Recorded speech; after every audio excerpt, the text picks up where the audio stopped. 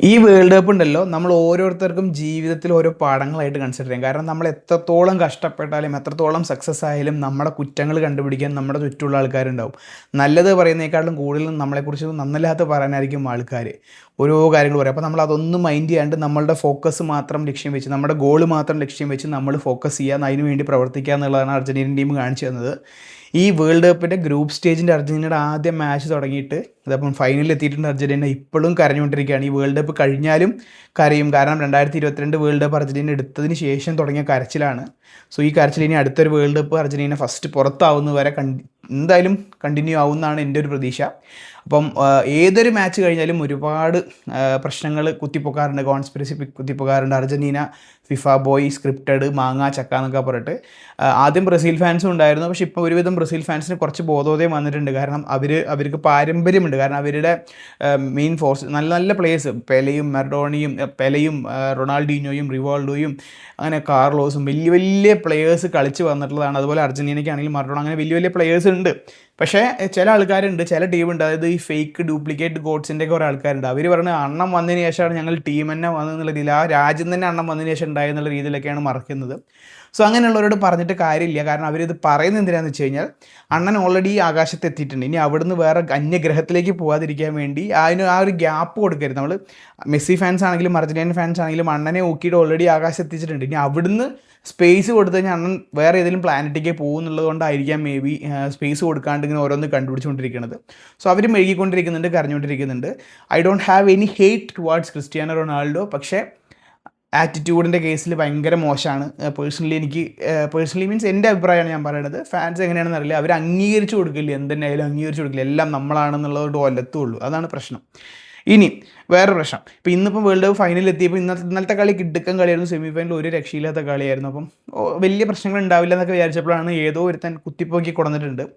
Argentina ഈ world കപ്പിൻ്റെ draw, അതായത് ഗ്രൂപ്പ് സ്റ്റേജൊക്കെ നമ്മൾ നിർണ്ണയിക്കുമ്പോൾ ഒരു ഡ്രോ ഉണ്ടാവുമല്ലോ. സോ അതിനകത്ത് ഓരോ ഗ്രൂപ്പിൽ വന്നു. അർജൻറ്റീന ജെ ഗ്രൂപ്പിലായിരുന്നു. ജെ ഗ്രൂപ്പിലാണ് നമ്മൾ വേൾഡ് കപ്പ് കണ്ടത്. പക്ഷേ അതിന് മുൻപ് സ്പെയിനായിട്ട് ഐ ഗ്രൂപ്പ് ഉണ്ട്, അതിന് മുമ്പ് ഒരു ഗ്രൂപ്പ് ഉണ്ട്, അതിലായിരുന്നു സ്പെയിൻ. അത് കഴിഞ്ഞ് കഴിഞ്ഞ് ജെ. അപ്പം സ്പെയിൻ്റെ അടുത്ത ഗ്രൂപ്പിൽ അർജൻറ്റീന വന്നു. പക്ഷേ അപ്പോൾ തന്നെ പറഞ്ഞു സ്പെയിനും അർജൻറ്റീനയും ഒരേ പാത്വേയിൽ പോകരുത് എന്നുള്ളത് കൊണ്ട് അർജൻറ്റീനയെ ജയിലിലേക്ക് ഇടുകയാണെന്ന് പറഞ്ഞു. അപ്പോൾ ഇതിൻ്റെ പിന്നിലെ റീസൺ എന്താണെന്നും ആരും നോക്കുന്നില്ല. ഈ റീലിൽ കണ്ടോ പരിപാടി പൈസ കൊടുത്ത് സെറ്റ് ചെയ്താണ്, ഗ്രൂപ്പ് മാറ്റിയതാണെന്നുള്ള രീതിയിലാണ് പറയണത്. എന്നിട്ട് അവിടെ വന്നത് ഫ്രാൻസാണ്. അപ്പം ഇതിൻ്റെ പിന്നിലെ കാര്യം എന്താണെന്ന് വെച്ച് കഴിഞ്ഞാൽ അതാരും ശ്രദ്ധിക്കുന്നില്ല, ചിന്തിക്കുന്നില്ല. അപ്പം ഇതിപ്പോൾ പുതിയ റൂൾ ഇതിന് മുമ്പത്തെ വേൾഡ് കപ്പിൽ ഒന്നും ഉണ്ടായിട്ടില്ല, ഈ ഒരു വേൾഡ് കപ്പിലാണ് ഇംപ്ലിമെൻറ്റ് ചെയ്തത്. ശരിയാണ്, നിങ്ങൾ ആദ്യമായിട്ടാണ് വേൾഡ് കപ്പ് ആണെന്നുണ്ടെങ്കിൽ നിങ്ങൾ പറഞ്ഞത് വളരെ ശരിയാണ്, ഇത് ആദ്യമായിട്ട് ഇൻട്രൊഡ്യൂസ് ചെയ്ത റൂളാണ്. പക്ഷേ ഈ വേൾഡ് കപ്പിൽ ഇത് മാത്രമല്ലാണ്ട് വേറൊരു സാധനം കൂടി ആദ്യമായിട്ട് കൊടുത്തിട്ടുണ്ട്. കാരണം ആദ്യമായിട്ട് 48 രാജ്യങ്ങൾ പാർട്ടിസിപ്പേറ്റ് ചെയ്യുന്ന ഒരു വേൾഡ് കപ്പ് ആയിരുന്നത്. അതുകൊണ്ട് തന്നെ ചെറിയ റൂൾസ് എക്സ്ട്രാ അവർ ആഡ് ചെയ്തിട്ടുണ്ടായിരുന്നു. ഇനി അടുത്ത വർഷം വീണ്ടും രാജ്യങ്ങളുടെ എണ്ണം കൂട്ടുമെന്ന് പറയുന്നു. മേ ബി അന്നേരം പുതിയ റൂൾസ് ഇംപ്ലിമെൻറ്റ് ചെയ്യായിരിക്കും. സോ ഇതൊന്നും അവർക്ക് കൺസിഡർ ചെയ്യാനോ ചിന്തിക്കാനോ വഴിയില്ല. അപ്പം എന്താണ് ഈ ഒരു പുതിയ റൂൾ? ഇതിപ്പം ഡ്രോ എടുത്തതിന് ശേഷം കൊണ്ടുവന്ന റൂളല്ല, ഈ ഡ്രോ നടക്കുന്നതിനേക്കാട്ടിലും മുമ്പ്. കാരണം ഓരോ ടീമിൻ്റെ ഡ്രോ നടക്കുന്നതിനേക്കാട്ടിലും മുമ്പ് ഇങ്ങനെ ഒരു റൂൾ ഓൾറെഡി ഉണ്ട് എന്നുള്ളത് പറഞ്ഞതിന് ശേഷമാണ് ഈ ഡ്രോസ് ഓരോ ടീമിൻ്റെ ഇത് എടുക്കുന്നത്.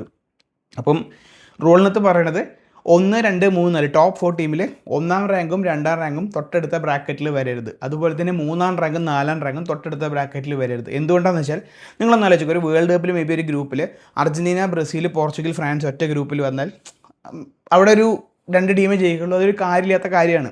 അത് ഫിഫ അങ്ങനെ തന്നെയാണ് ഇത്രയും കാലമായിട്ട് കൊണ്ടുവന്നിട്ടുണ്ടായിരുന്നത്. അപ്പം ഇതുപോലെ ഈ ഒരു 1ാം റാങ്കുള്ള ടീമും 2ാം റാങ്കുള്ള ടീമും, അതായത് 3ാം റാങ്കുള്ള ടീമും 4ാം റാങ്കുള്ള ടീമും ഈ ഗ്രൂപ്പ് സ്റ്റേജിൽ പെട്ടെന്ന് തന്നെ അവരൊരിക്കലും ഒരു കോമ്പറ്റീഷൻ ഉണ്ടാവാതിരിക്കാൻ വേണ്ടി മറ്റുള്ള ടീമുമായിട്ട് കോമ്പറ്റ് ചെയ്തിട്ട് ഇവരൊരു നോക്കൗട്ട് സ്റ്റേജിലേക്ക് അല്ലെങ്കിൽ ഒരു ഫൈനൽ ആ രീതിയിലേക്ക് കൊണ്ടുവരാൻ വേണ്ടിയിട്ടാണ് ഇങ്ങനെ റൂൾ ഇംപ്ലിമെൻറ്റ് ചെയ്തത്. ഇത് ഈ അർജൻറ്റീന പേര് വന്നതിന് ശേഷമല്ല എന്ന് മനസ്സിലാക്കണം. ആദ്യം തന്നെ ഇത് കൊണ്ടുവന്നു. പക്ഷേ അർജൻറ്റീനയുടെ കഷ്ടകാലമാണോ നല്ല കാലമാണോ, അല്ലെങ്കിൽ ഈ കരയാൻ അവസരം നോക്കിയിരിക്കുന്ന ആൾക്കാർക്ക് കിട്ടുന്ന ഒരു ലക്കാണോ എന്നറിയില്ല. സ്പെയിനിൻ്റെ അപ്പുറത്ത് അർജൻറ്റീന വന്നപ്പം സ്വാഭാവികമായിട്ടും തൊട്ടപ്പുറത്തെ ഗ്രൂപ്പിലേക്ക് മാറ്റി. ഇതുപോലെ തന്നെയാണ് ഇംഗ്ലണ്ടും ഫ്രാൻസും. പക്ഷേ ഇംഗ്ലണ്ടിനെയും ഫ്രാൻസിൻ്റെ അടുത്തടുത്ത് വന്നതെങ്കിൽ സ്വാഭാവികമായിട്ടും അത് മാറ്റിയത്. പക്ഷേ അവർക്ക് രണ്ടും അടുത്തടുത്ത് വന്നില്ല എന്നുള്ളതുകൊണ്ട് അവിടെ ആ ഒരു പ്രശ്നം ഉണ്ടായില്ല. പക്ഷേ ഇത് മതി, കേട്ട പാടി കേൾക്കാത്ത പാടി മുമ്പത്തെ വേൾഡ് കപ്പിലില്ല. ബിക്കോസ് ഈ വേൾഡ് കപ്പാണ് ആദ്യമായിട്ട് 48 രാജ്യം വരുന്നത്. അപ്പം ഈ വേൾഡ് കപ്പിൽ കൊണ്ടുവന്ന റൂളാണത്. അതിപ്പം അർജൻറ്റീനയെ ഇത് ചെയ്യാൻ വേണ്ടിയിട്ടാണെന്ന് പറഞ്ഞാൽ കഴിഞ്ഞ വേൾഡ് കപ്പ് അർജൻറ്റീന എടുത്തപ്പോൾ അങ്ങനെ റൂൾ ഉണ്ടായിരുന്നില്ല. അപ്പോൾ അന്നേരം എന്താ നിങ്ങൾ പറയാത്തത്? ഒന്നും അറിയില്ല, ചുമ്മാ കടന്ന് മെഴുകുക. ഞാൻ പറഞ്ഞില്ലേ, എന്തെങ്കിലും കടന്ന് മെഴുകി സോഷ്യൽ മീഡിയയിൽ അങ്ങ് ആൾക്കാരുടെ മനസ്സിൽ മാനിപ്പുലേഷൻ ആ ഒരു സംഭവം കൊണ്ടുവരിക. അത് പുള്ളി സ്ക്രിപ്റ്റഡ് ആണ്, കോൺസ്പിറസി ആണെന്നൊക്കെ പറഞ്ഞിട്ട് കൊണ്ടുവരിക. അർജൻറ്റീന ജയിച്ചാലോ മെസ്സി ജയിച്ചാലോ ഇതാണ് അവർക്ക് വേണ്ടത്. കാരണം ആ ഒരു ജയം അംഗീകരിക്കാനുള്ള മടി, അംഗീകരിച്ച് കഴിഞ്ഞാൽ അർജൻറ്റീന ജയിച്ച് മെസ്സി ഓരോ കപ്പെടുത്താലും ഓരോ ഗോൾ അടിച്ചാലും ഊക്ക് കിട്ടുന്നത് ഇവിടെ അണ്ണനാണെന്ന് അവർക്ക് നല്ല രീതിയിൽ അറിയാം. മനസ്സിലായോ? ആ ഊക്കുള്ളത് കൊണ്ട് ഓൾറെഡി ഊക്കി അണ്ണൻ അങ്ങ് ഉച്ചിയിലെത്തിയിട്ടുണ്ട്. ഇനി അവിടുന്ന് അങ്ങോട്ട് പോകണ്ടേ? അതിൻ്റെ അപ്പുറത്തേക്ക് പോകാൻ സ്പേസ് ഇല്ലാത്തതുകൊണ്ട് അണ്ണന് വേണ്ടി യുദ്ധം ചെയ്യുന്ന പടയാളികളായിട്ടാണ് എനിക്ക് തോന്നിയത്. അപ്പം ഈ ഒരു കാര്യം വളരെ വ്യക്തമായിട്ട് നിങ്ങൾക്ക് എത്തിക്കാൻ വേണ്ടി ചെയ്തൊരു ചെറിയ വീഡിയോ ആണ്.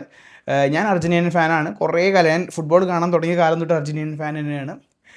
ഒരുപാട് സങ്കടപ്പെട്ടിട്ടുണ്ട്. 2014 പുറത്തായപ്പോഴും 2018 പുറത്തായപ്പോഴൊക്കെ സങ്കടപ്പെട്ടിട്ടുണ്ട്. അന്നേരം നമുക്ക് ഇഷ്ടക്കണക്കിന് ഊക്ക് വന്നിട്ടുണ്ട്, നമ്മൾ സന്തോഷപൂർവ്വം സ്വീകരിച്ചിട്ടുണ്ട്. അതിനുശേഷം കപ്പ് കിട്ടാൻ തുടങ്ങുമ്പോഴുള്ള കൊണസ്റ്റ് പരിപാടി ഉണ്ടല്ലോ, അതാണ് നമുക്ക് പറ്റാത്തത്. എനിവേ, നിങ്ങൾ കരയുക മെഴുകുക എന്താ ചെയ്യുക. അർജൻറ്റീനൻ ഫാൻസിനോടാണ് നിങ്ങൾ എന്ത് ചെയ്യണമെന്നറിയോ? ഒരു രോഗിയെ പോലെ, നമുക്ക് വയ്യാത്ത കരഞ്ഞ് ക്ഷീണിച്ച് ഒന്നിനും വയ്യാതെ അവശനായി കിടക്കുന്ന ആൾക്കാർ എന്തെങ്കിലുമൊക്കെ പിച്ചും പേയും പറയില്ല. അപ്പം നമ്മൾ അവരെങ്ങനെ കെയർ ചെയ്യും, അതുപോലെ കെയർ ചെയ്യുക. അവരെന്ത് പറഞ്ഞാലും നിങ്ങൾ സമ്മതിക്കുക, ശരിയാണ് നിങ്ങളാണ് എല്ലാം, ഞങ്ങൾ മെസ്സി ബാലൺ ഡിയോറും കിട്ടിയ വേൾഡ് കപ്പും മെസ്സിയുടെ സ്വത്തുക്കളെല്ലാം വിറ്റ് ഫിഫയ്ക്ക് കൊടുത്തതിന് ശേഷമാണ് ഇങ്ങനൊരു സംഭവം ഉണ്ടാക്കിയത്. പക്ഷേ എനിക്ക് പറയുന്നത് മെസ്സിക്ക് വേണ്ടി മാത്രം. നിങ്ങൾ പറയുന്നത് നിങ്ങളുടെ ഗോട്ട് ഭയങ്കര സംഭവമാണ്. അപ്പം എന്തുകൊണ്ടാണ് ക്രിസ്ത്യാനോ റൊണാൾഡോന് അവർ ഇമ്പോർട്ടൻറ്റ്, പൈസ ഇല്ലാത്തതുകൊണ്ടാണോ, അതോ ക്രിസ്ത്യാനോ റൊണാൾഡോ ഞങ്ങൾ അങ്ങനെ ചെയ്യില്ല എന്നുള്ളതുകൊണ്ടാണോ എനിക്കറിയില്ല. എന്തെങ്കിലുമൊക്കെ കടന്ന് മെഴുകുക എന്ന് തന്നെ ഉള്ളൂ. എന്തായാലും മെസ്സിയുടെ ഈ ഒരു വേൾഡ് കപ്പോടുകൂടി പുള്ളി വീണ്ടും എന്താ പറയുക പിച്ചക്കാരനോ, കാരണം എല്ലാം വിറ്റ് പെറുക്കിയിട്ടൊക്കെയാണ് പൈസ കൊടുത്തേക്കണത്.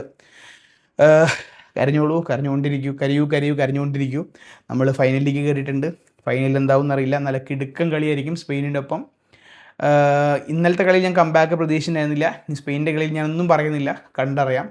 പക്ഷേ ഏതായാലും as an Argentinian fan, as A Barcelona fan, as A Messi fan, all happy. അപ്പം ബൈ.